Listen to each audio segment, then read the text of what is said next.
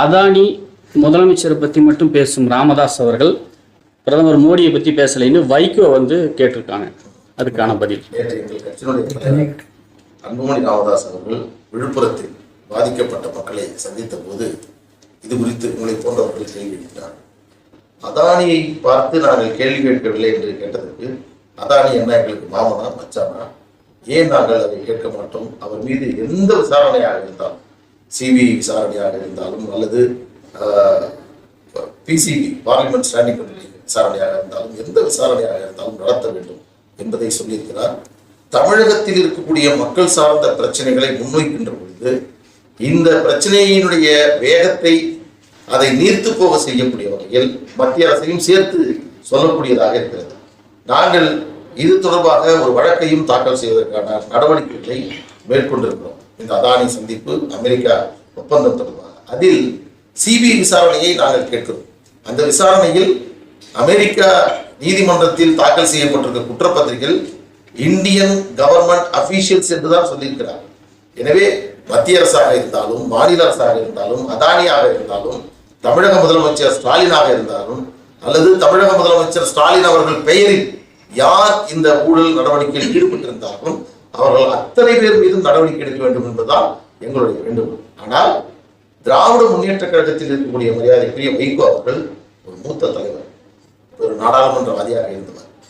அவர் எங்கள் மருத்துவரையா குறித்து தமிழக முதலமைச்சர் சொன்ன கருத்திற்கு அதானி பிரச்சனையை பற்றி கூட பேச வேண்டிய தேவையில்லை.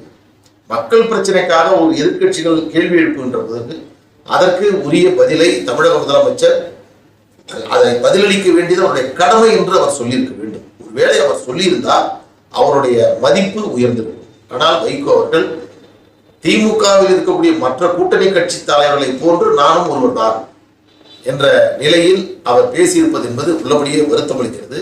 அவருடைய பண்பிற்கும் அவருடைய அரசியல் அனுபவத்திற்கும் இது போன்ற கருத்துக்களை அவர்களிடமிருந்து நாங்கள் எதிர்பார்க்கவில்லை.